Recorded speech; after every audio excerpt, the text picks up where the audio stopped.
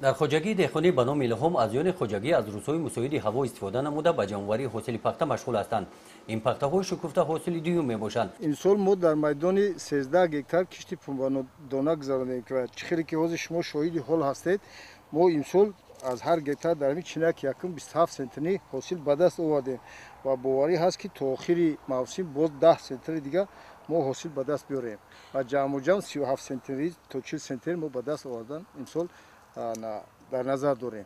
کشاورزان این خوجگی در برابر جمع‌آوری حاصل پخته این زمین را برای کشت پیاز بروقتی آماده می‌سازند تا این وقت از همین زمین دو حاصل به دست آوردند. برای کشت سوم زمین را سری وقت تیار نمودند.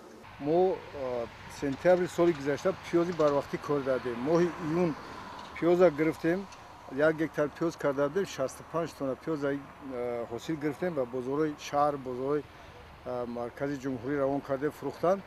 بعد پیاز چی کردن بازار بردن با جایی را ما سری نو جفت کرده کشتی چی کردیم تربوز انا یک هفته شد کشتی تربوز ما با آخر رسید جمع آوری کم گرفتیم باز حالا کایده نجف کردیم تیار کردیم برای کاریدن پیازی بروقتی پیازی بهاری که در ماه ایون تیار میشه.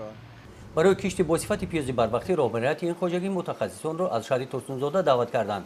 کشت پیاز بروقتی را با مصلحت آنها انجام میدهند. سال گذشته از هر گکتار تا 60 تن پیاز جمع‌آوری نمودند. خوجگی دارند باوری دارند که امسال هم حاصل خوب به دست میآورند. پیاز خیلی حاصل پیاز ساز بدون یکی اوزره دو برابر او پیشته شده.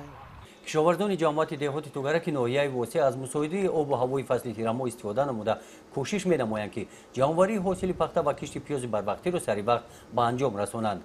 دورنامه سال 2018 کشت پیاز 68 گکتار هست که حاضرش 23 گکتار تمام کردگی اجرا شدگی 23 گکتار 100% کشت کار شدگی نقشه اجرا میشه؟ نقشه 100% اجرا ممکن است 100% زیادتر اجرا شود.